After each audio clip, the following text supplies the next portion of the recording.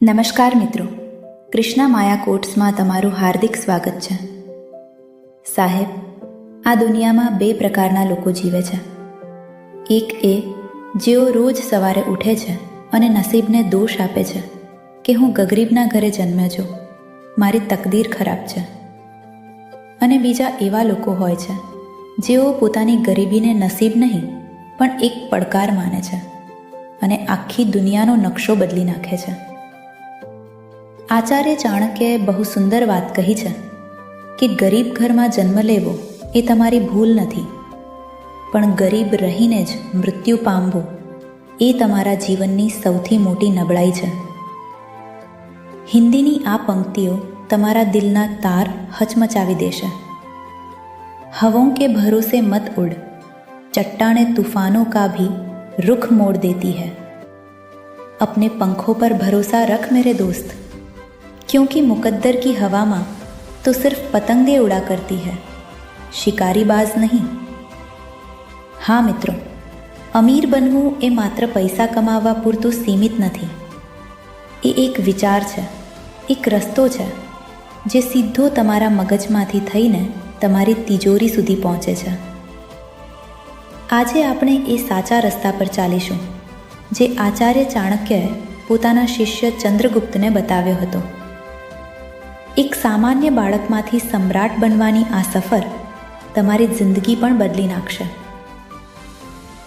હવે ભાગ 1, મગજનો પ્રકાશ. તમે ક્યારે વિચાર્યું છે કે અમીર લોકો વધુ અમીર કેમ બનતા જાય છે અને ગરીબ વધુ ગરીબ કેમ રહે છે? કારણ કે બંનેની વિચારવાની પદ્ધતિ અલગ છે. ગરીબ માનસિકતાવાળો માણસ હંમેશા સુરક્ષા શોધે છે, જ્યારે અમીર માનસિકતાવાળો માણસ હંમેશા તકો શોધે છે. ચિત્રમાં તમે જોઈ શકો છો તેમ આચાર્ય ચાણક્યના મગજમાંથી દિવ્ય ઉર્જા અને જ્ઞાન વહી રહ્યું છે. આ જ્ઞાન એ જ સૌથી મોટી અમીરી છે. જ્યાં સુધી તમારા મગજમાં વિચારોની ગરીબી હશે, ત્યાં સુધી દુનિયાની કોઈ બેંક તમને અમીર નહીં બનાવી શકે. પૈસા હાથની મેલ છે સાહેબ, આજે છે ને કાલે નથી. પણ જે જ્ઞાન, જે બુદ્ધિ તમારા મગજમાં છે એ કોઈ તમારી પાસેથી છીનવી નથી શકતું.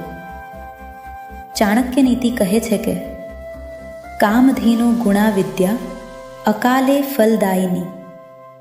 એટલે કે જ્ઞાન એ કામધેનુ ગાય સમાન છે, જે મુશ્કેલ સમયમાં પણ તમને અમૃત સમાન ફળ આપે છે.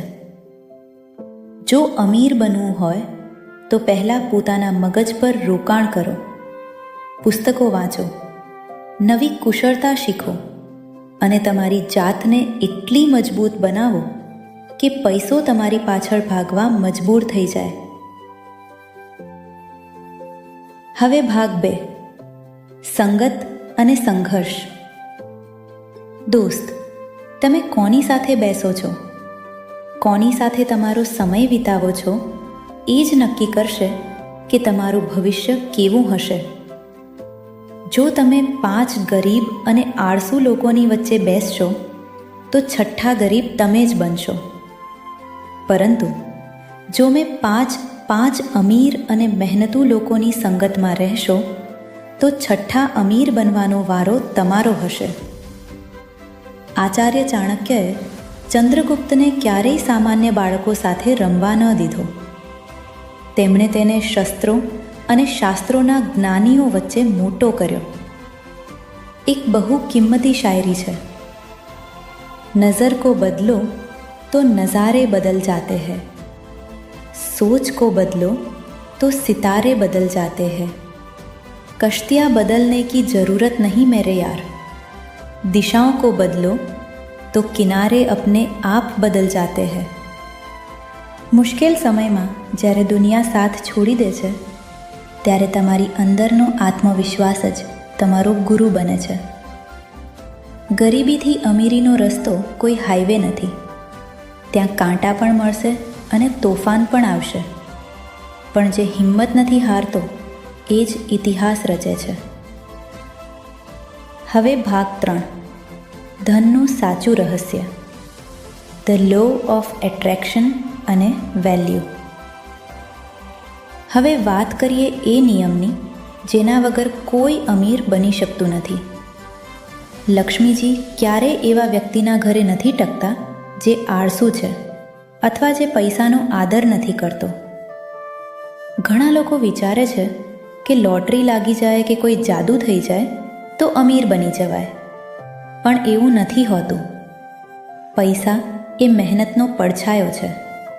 તમે દુનિયાને જેટલી મોટી સમસ્યાનો ઉકેલ આપશો એટલા જ વધુ પૈસા તમારી તરફ આકર્ષિત થશે. ચાણક્ય નીતિ અનુસાર ધનની 3 ગતિ હોય છે. 1. દાન, જે પોતાના ધનનો સદઉપયોગ ગરીબોને મદદ કરવામાં કરે છે તેનું ધન વધે છે. 2. ભોગ, જે પોતાના અને પોતાના પરિવારના ભલા માટે ધન વાપરે છે. 3.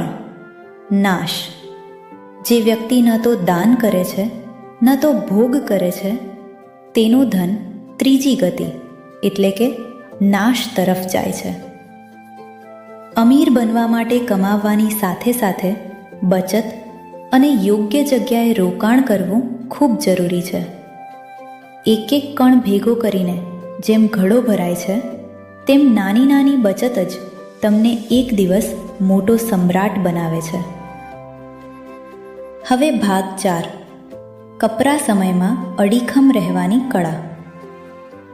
સાહેબ, જિંદગી ક્યારેક એવા મોડ પર લાવીને મૂકી દેશે જ્યાં તમારી પાસે 1 રૂપિયો પણ નહીં હોય. ખાવાના ફાંફા હશે અને દુનિયા હસતી હશે. આચાર્ય ચાણક્ય જ્યારે મગધના દરબારમાંથી અપમાનિત થઈને નીકળ્યા હતા ત્યારે તેમની પાસે કંઈ જ નહોતું. માત્ર એક જ વસ્તુ હતી, તેમનો ક્રોધ અને તેમનું અદ્ભુત મગજ. તેમણે હિંમત ન હારી. તેમણે શૂન્યમાંથી સૃષ્ટિનું સર્જન કર્યું. જ્યારે તમારા ખિસ્સા ખાલી હોય ને ત્યારે ક્યારેય નબળા ન પડતા. એ સમય છે તમારી જાતને સાબિત કરવાનો. ખૂબ જ ઊંડી વાત હિન્દીમાં કહી છે.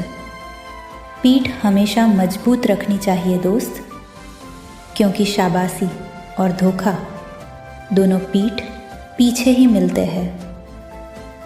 જ્યારે દુનિયા તમને નબળો ગણીને કચડી નાખવા માંગતી હોય ત્યારે તમારી અંદર એક એવી આગ લગાવો કે તમારી મહેનતનો અવાજ આખી દુનિયા સાંભળે. ગરીબી એ કોઈ કલંક નથી, પણ ગરીબી સામે ઘૂંટણીએ પડી જવું એ કલંક છે. ઉઠો, મહેનત કરો અને એ સાબિત કરો કે તમે પણ સિંહના સંતાન છો. હવે ભાગ 5, આંતરિક લક્ષ્મી અને અંતિમ વિજય. અંતે આચાર્ય ચાણક્ય કહે છે કે સાચી અમીરી એ છે જે માણસને અંદરથી દરથી સંતોષ આપે. જો તમારી પાસે અબજો રૂપિયા હોય પણ રાત્રે શાંતિની ઊંઘ ન આવતી હોય તો તમે દુનિયાના સૌથી ગરીબ માણસ છો. સાચો અમીર એ છે જેની પાસે પોતાના પરિવાર માટે પ્રેમ છે, સમાજ માટે સન્માન છે અને જરૂરિયાતમંદો માટે દયા છે. જ્યારે તમે આ બધી ગુણવત્તા કેળવો છો ત્યારે મા લક્ષ્મી તમારા પર કાયમ માટે પ્રસન્ન થાય છે. ધનની પાછળ આંધળી દોટ ન મૂકો. તમારી પાત્રતા એટલી વધારી દો કે લક્ષ્મીજી પોતે તમારા ઘરે વાસ કરવા ઉત્સુક બને. તો મારા વાલા મિત્રો, આજે જ એક સંકલ્પ લો. નસીબના રડવાનું બંધ કરો. તમારી અંદર રહેલી શક્તિને ઓળખો, મગજને તેજસ્વી બનાવો અને કઠોર પરિશ્રમ તરફ કદમ વધારો. રસ્તો મુશ્કેલ જરૂર છે પણ અશક્ય નથી. જો આજની આ વાતોથી તમારા દિલમાં જરાય પણ પ્રેરણા જાગી હોય તો આ વિડીયોને લાઈક કરજો, તમારા મિત્રો સાથે શેર કરજો જેઓ અત્યારે સંઘર્ષ કરી રહ્યા છે. અને હા, આવી જ અદ્ભુત પ્રેરણાદાયી સફર માટે અમારી ચેનલ કૃષ્ણ માયા કોટ્સને સબસ્ક્રાઈબ કરવાનું ભૂલતા નહીં. તમારા દિલની વાત કમેન્ટ બોક્સમાં જરૂર લખજો. ફરી મળીશું એક નવા જ વિચાર અને અદ્ભુત જજ્બા સાથે. ત્યાં સુધી જય આચાર્ય ચાણક્ય, હર હર મહાદેવ અને જય શ્રી કૃષ્ણ.